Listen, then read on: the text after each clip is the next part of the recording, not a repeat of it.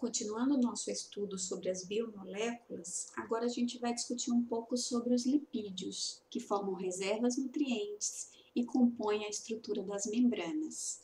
Esses compostos de carbono são extraídos das células e tecidos por solventes orgânicos não polares, como o éter, cloroformo e benzeno. Em virtude de serem definidos por sua solubilidade nesses solventes, e por não ter uma estrutura química comum, os lipídios compreendem um conjunto de substâncias muito diversas. Por exemplo, as vitaminas A, D, E e K são lipídicas e elas têm atividades fisiológicas como, por exemplo, serem coenzimas. Os hormônios derivados do colesterol são também lipídios, têm origem lipídica e têm função informacional. Hormônios esteroides como o adrenal, os hormônios das adrenais, o cortisol, os hormônios dos ovários, o estradiol, os hormônios dos testículos como a testosterona, todos esses são substâncias lipídicas. Além disso, tem os lipídios de reserva, que têm como papel armazenar energia para que a célula possa dispor dessa energia armazenada na forma de gordura para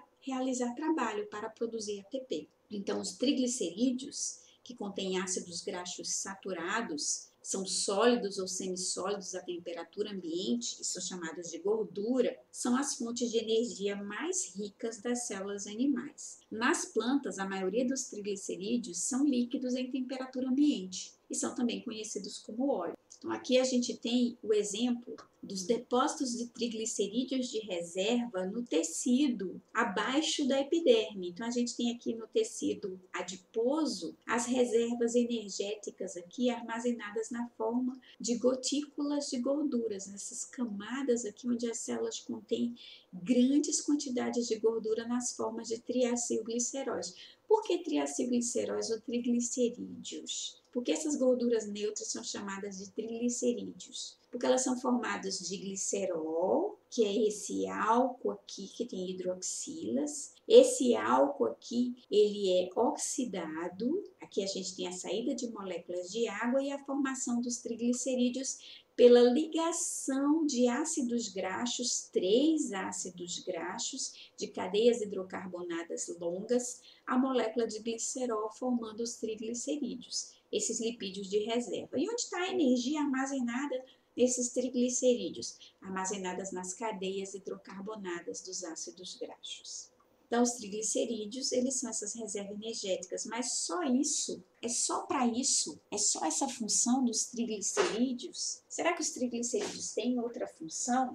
Ao longo da evolução, sim, os triglicerídeos têm uma outra função. Há animais, por exemplo, que habitam ambientes frios e têm esses triglicerídeos como uma capa protetora a alterações térmicas, como em baixas temperaturas. Esse depósito de gordura na forma de triglicerídeos funciona como uma camada que impede, reduz a perda de calor. Além disso, esses animais muitas vezes são animais que hibernam. E hibernam porque durante o alto inverno, onde as temperaturas são extremamente baixas, a disponibilidade de alimento é muito escassa. Então, essas reservas energéticas, além de funcionarem como uma capa protetora às baixas temperaturas, elas ainda mantêm o metabolismo basal, ainda disponibilizam a energia suficiente para manter as células vivas, as células desses animais, desses organismos vivos. Uma outra função dos triglicerídeos, em determinadas regiões do nosso corpo, o depósito de gordura serve como uma capa protetora a impactos que determinados órgãos possam sofrer. Então, esses triglicerídeos evolutivamente têm mais do que a função de reserva energética. E os lipídios de membrana? As membranas são formadas por lipídios estruturais. Esses lipídios estruturais estão aqui exemplificados pelos fosfolipídios. Aqui a gente tem a membrana esquemática didática e aqui a gente tem a membrana microscopia eletrônica de transmissão. Eu acho que vocês lembram de quando eu falei que a membrana ela é uma bicamada fosfolipídica e aqui a gente consegue visualizar isso em microscopia. Olha aqui a espessura dessa membrana, 10 nanômetros. Só é visível ao microscópio eletrônico, porque no microscópio óptico o limite de resolução não passa dos 100 nanômetros. Então, a gente dos 200 a 100 nanômetros, dependendo da resolução do microscópio. Então, a gente não tem como resolver a membrana ao microscópio óptico. Então, no microscópio eletrônico é possível ver a unidade de membrana. E essa unidade de membrana é formada por uma bicamada lipídica. E aqui a gente vê fosfolipídios na monocamada voltada para o meio extracelular e o fosfolipídio da monocamada voltada para o meio intracelular. O que é possível observar? Em vermelho, a gente tem as cabeças hidrofílicas, que a gente chama de cabeças polares. São cabeças polares por quê? Porque apresentam grupos polares, grupamento fosfato, glicerol, aquele álcool que também é polar. Então, todos esses aqui promovem interações, pontes de hidrogênio com a água. No entanto, as caudas hidrofóbicas, aqui a gente tem duas caudas formadas pelos dois ácidos graxos. Lembra que o triglicerídeo, o glicerol, tem 3 carbonos, que os 3 carbonos do glicerol, que fazem ligação com 3 ácidos graxos nos lipídios de reserva. Já nos lipídios de membrana, o glicerol, esses 3 carbonos, 2 irão fazer interação com ácidos graxos e um carbono, a sua ligação éster vai ser com grupamento fosfato. Então, nos fosfolipídios, o nome fosfolipídio é porque ou o carbono 1 ou carbono 3, ou 1 ou 3, vai ter na ligação éster aqui, uma ligação fosforéster com o grupamento fosfato. Então, aqui a gente tem o fosfolipídio, eles se agregam formando essa membrana. Por que os fosfolipídios tendem a se agregar em bicamada? Porque na presença de água, as regiões hidrofóbicas tendem a se organizar porções apolares com porções apolares. Essa agregação ela é espontânea, então a membrana se organiza em bicamada de uma forma espontânea. Então, esses fosfolipídios são compostos de 2 caudas hidrofóbicas de ácidos graxos unidos a uma cabeça hidrofílica polar. Então, as caudas são apolares e as cabeças são polares, ó, em contato com a água, que também é polar, com a água, que também é polar. Em um ambiente aquoso, as caudas hidrofóbicas dos fosfolipídios se compactam entre si, ou seja, se agregam e expulsam as moléculas de água. E assim formam essa bicamada, onde as cabeças hidrofílicas ficam voltadas tanto para o meio intracelular quanto para o meio extracelular. E aqui a gente tem exemplo desses fosfolipídios. Tem uma outra correçãozinha, um outro erro do livro aqui. A gente tem nesse carbono aqui, isso aqui são os ácidos graxos, esse aqui é um fosfolipídio de glicerol, um glicerol fosfolipídio, tá aqui o glicerol, tá aqui o carbono 3, tem um grupamento fosfato. No carbono 2 e no carbono 1 a gente tem 2 ácidos graxos. Aqui no carbono 2, esse ácido graxo, se a gente olhar aqui, ó, esse carbono aqui, se eu tiver 2 hidrogênios, mais essa ligação e mais 2 ligações aqui, ele deixa de ser tetravalente e fica pentavalente. Então, essa dupla ligação aqui, ou ela não existe, ou esse hidrogênio aqui, não existe esse hidrogênio a mais, é só um hidrogênio, não são 2. O que daria a esse ácido graxo uma insaturação, e isso acontece. Então, aqui pode ser que não tenha esse hidrogênio aqui, seja só um hidrogênio e não 2. E aí eu vou ficar com a tetravalência, porque vai ficar um hidrogênio, carbono-carbono e uma dupla ligação aqui, causando essa insaturação que causa uma dobrazinha na molécula, que na aula de membranas a gente vai ver o quanto isso é importante para a fluidez da membrana. Então, isso aqui é um fosfolipídio. Aqui tem um grupamento radical, que aqui a gente pode ter a inclusão de uma serina, de uma colina, de uma etanolamina, que são grupamentos polares. Um aminoácido serina é extremamente polar. Um aminoácido treonina, fosfatidiltreonina, também vai conferir polaridade, ou seja, hidrofilia, afinidade por água para essas cabeças hidrofílicas. No entanto, aqui nas caudas de ácidos graxos, a gente tem a porção hidrofóbica do fosfolipídio. E a gente tem um outro tipo de fosfolipídio, que não é um glicerol fosfolipídio, e sim um esfingolipídio. Ele é muito comum na bainha de mielina, são os esfingolipídios, eles vão formar a esfingomielina. E aqui a gente tem 2 ácidos graxos, aqui o ácido graxo e o grupamento aqui, perdão, o ácido graxo, a colina, o grupamento fosfato e a esfingosina aqui. A esfingosina aqui, ele vai ser um álcool, esse álcool aqui, esfingosina, vai se ligar aqui a esse ácido graxo aqui, a essa cadeia que vai ser a cadeia hidrofóbica. Aqui a gente tem a cadeia hidrofóbica desse fosfolipídio de membrana, que tem uma ocorrência muito comum na bainha de mielina. Aqui a gente tem um lipídio de membrana, um glicolipídio. Ele também os três são anfipáticos, tem regiões polares e regiões apolares. Só que aqui é um glicolipídio. A região hidrofílica, o glicerol, tem como componente hidrofílico polar. Aqui no carbono 1, a gente tem a ligação de um açúcar. Então, esse açúcar tem as hidroxilas, é extremamente polar, e esse lipídio aqui é um glicolipídio de membrana.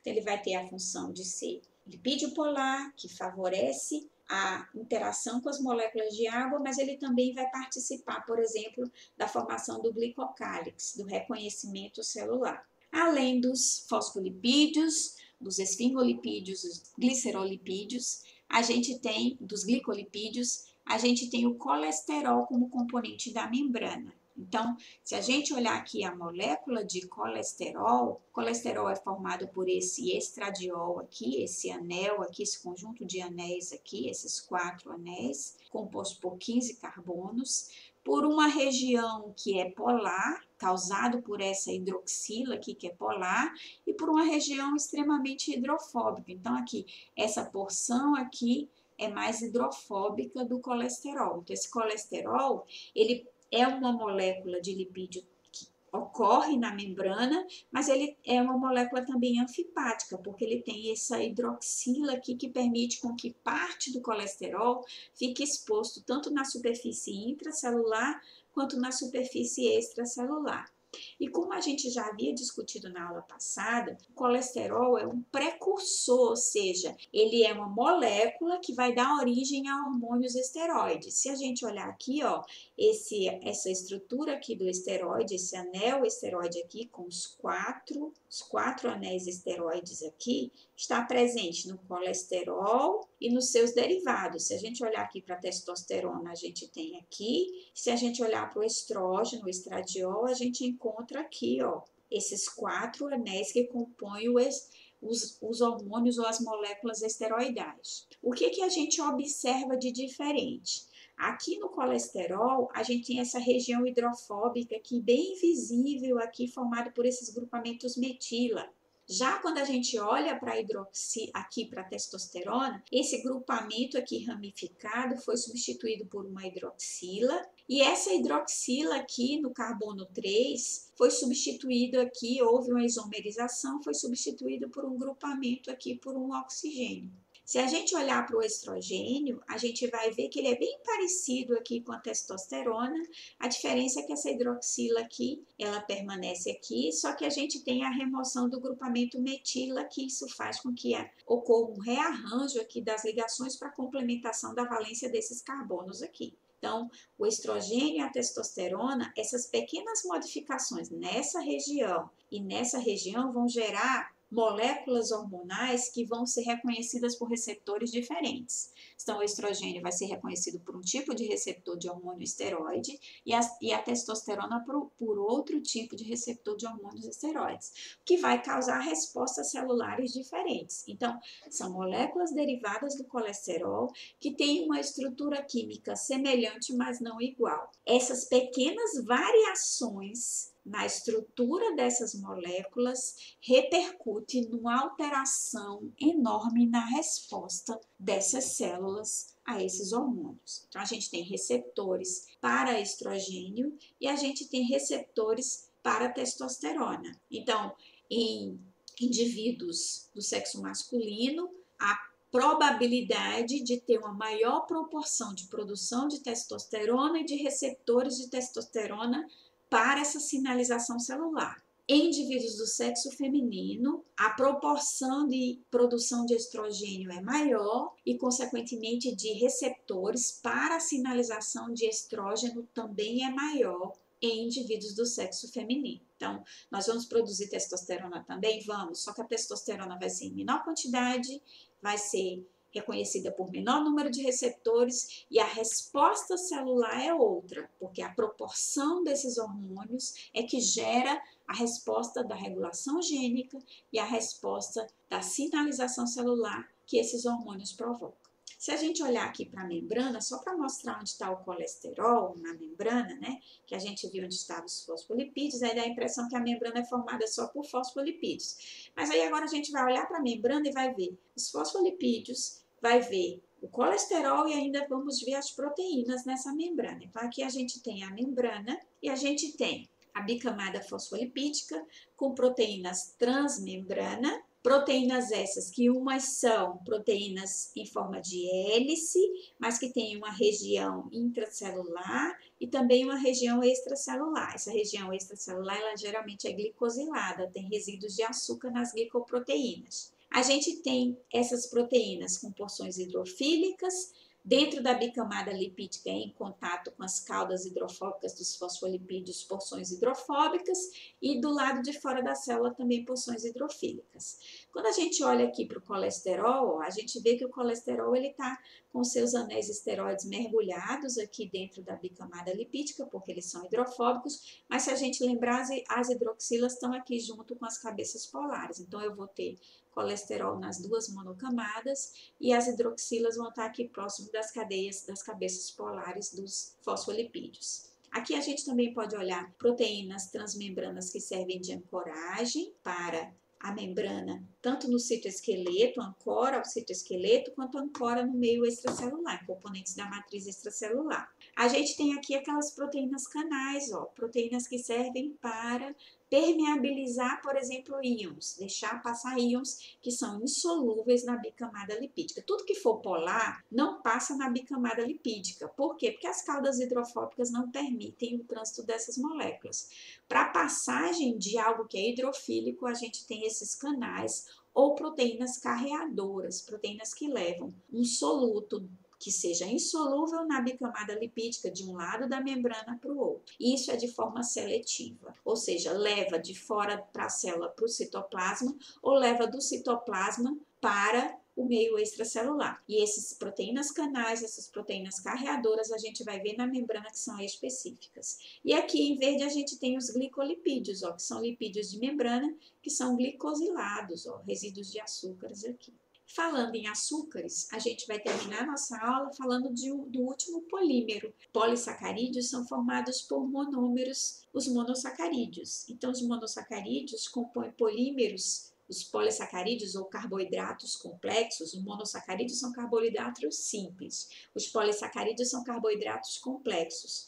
Esses carboidratos complexos, polissacarídeos, podem ser de reserva ou podem ser estruturais. A gente já falou na aula de polissacarídeos de reserva, como o amido, que é o polissacarídeo de reserva dos vegetais, e o glicogênio, que é o polissacarídeo de reserva dos animais e de fungos. E polissacarídeos estruturais, a gente falou da celulose, a gente falou da quitina, eu me lembro que a Érica falou da quitina, que é formada pelo monossacarídeo em acetilglucosamina, a gente falou que o polissacarídeo estrutural é formado, a celulose é formada por glicose, unidades do monossacarídeo glicose, que também são componentes do polissacarídeo de reserva amido, dos polissacarídeos de reserva amido e glicogênio. A gente também tem polissacarídeos estruturais presentes na matriz extracelular, que são os glicosaminoglicanos ou GAGs. E além disso, a gente tem açúcares, monossacarídeos, oligosacarídeos, que se unem a proteínas e lipídios, formando as glicoproteínas, os proteoglicanos e os glicolipídios. Nesse exemplo da figura que a gente tem aqui embaixo, a gente tem a molécula do polissacarídeo de reserva, formado de unidades monossacarídicas, monômeros, glicoses. Então, esse polissacarídeo, o glicogênio, ele é armazenado no fígado e no músculo e também no citoplasma de outras células, mas principalmente na célula hepática, como reserva de unidades de glicose para a nutrição e para a homeostase da glicose no nosso organismo, e no músculo para servir de nutriente para a demanda exacerbada desse tecido por ATP. Então, o glicogênio, ele é um polissacarídeo extremamente ramificado e essas ramificações permitem que eles possam ocupar espaços dentro da nossa célula, armazenando resíduos de glicose. E aqui a gente tem as funções principais desses polissacarídeos. Então, os amidos de reserva, aqui eu quis trazer os grãos, né? Então, os milhos, está na semana junina, e também o trigo. A gente tem os polissacarídeos estruturais, e aqui eu trouxe a celulose, aqui a gente colocou umas toras das árvores para mostrar a celulose que a gente sabe que dá sustentação à parede celular e permite com que essas árvores tenham sustentação para ter a estrutura e as dimensões que elas apresentam. E a gente tem um polissacarídeo também estrutural, que é a quitina, que está presente nos artrópodes, e aqui eu trouxe os crustáceos e os insetos, mas está presente também na parede celular, no exoesqueleto de artrópodes, de crustáceo, de insetos, mas também está presente na parede extracelular de fungos, sejam fungos miceliais, sejam leveduras. A gente tem a quitina como polissacarídeo estrutural. E aqui só para exemplificar essas diferenças, como é que a glicose associada, ligada por ligações glicídicas, forma um polissacarídeo de reserva, mas a mesma unidade monossacarídica, o mesmo monômero, pode formar um polissacarídeo estrutural tão robusto e tão resistente quanto a celulose. O que vai modificar é o arranjo com que esses monossacarídeos são ligados para formar a estrutura do amido, por ligações alfa-1,4, que são esse tipo de ligação aqui entre o carbono 1 do resíduo de glicose e o carbono 4, olha aqui, removendo, lembra a saída de água, tudo bem? Dessa hidroxila aqui, essa aqui, o carbono 1, ele perde o hidrogênio e o carbono 4 perde a hidroxila. E a saída desses formando água, que aqui ficou o oxigênio, ó, vai permitir a formação da ligação alfa-1,4. Então, o amido é a união de glicoses por essas ligações do tipo alfa-1,4. Já a celulose, essa ligação é do tipo, a ligação das unidades de glicose, vocês estão vendo que a posição da ligação ficou invertida. Essa ligação é do tipo ligação glicídica beta-1,4. Olha só aqui. Carbono 1 desse resíduo com o carbono 4 do segundo resíduo unido por ligações beta-1,4. E essas ligações, elas vão sofrendo uma rotação na molécula do glicogênio, enquanto todas as ligações no amido são ligações do tipo alfa-1,4, na celulose são ligações do tipo beta-1,4. No glicogênio, as unidades de glicose são unidas por ligações alfa-1,4 e alfa-1,6. E são essas diferenças de ligações alfa-1,4 e alfa-1,6 que vão conferir a estrutura do glicogênio aquele arranjo ramificado e a diferença entre ele e o amido. E para finalizar, a gente volta para a membrana, onde a gente vai na próxima aula trabalhar membranas, e lembrando que nas membranas a gente tem quase todos os componentes, quase todas as biomoléculas ocorrem nas membranas. Qual é a biomolécula que não está presente na membrana diretamente? Mas indiretamente, essa molécula interfere no comportamento da membrana. Então aqui a gente tem proteínas, glicoproteínas, a gente tem lipídios, glicolipídios e fosfolipídios e colesterol. A gente tem os resíduos de açúcar que compõem os glicolipídios e as glicoproteínas, formando o glicocálix, que é uma estrutura, essa glicosilação na superfície externa da célula serve para o reconhecimento celular. Porém, a gente não tem aqui o polímero ácido nucleico, mas as proteínas que estão presentes aqui, elas são derivadas da tradução, da transcrição e da tradução do DNA, da informação contida nesses ácidos nucleicos. E todos os lipídios são colocados aqui com a ação de enzimas, são sintetizados e adicionados na membrana pela ação de enzimas que são codificadas no genoma. Então, indiretamente, os ácidos nucleicos contribuem para a estrutura e funcionamento da membrana. E são os receptores na membrana que regulam a expressão gênica. Então, a interrelação membrana-material genético é muito estreita. Então, eu gostaria de, com vocês, trabalhar na revisão e a gente se preparar para compreender essas estruturas moleculares para melhor compreensão da célula. Espero que as aulas estejam contribuindo para esse processo. Bem, gente, nossa aula acaba aqui. Espero que vocês tenham curtido essa aula.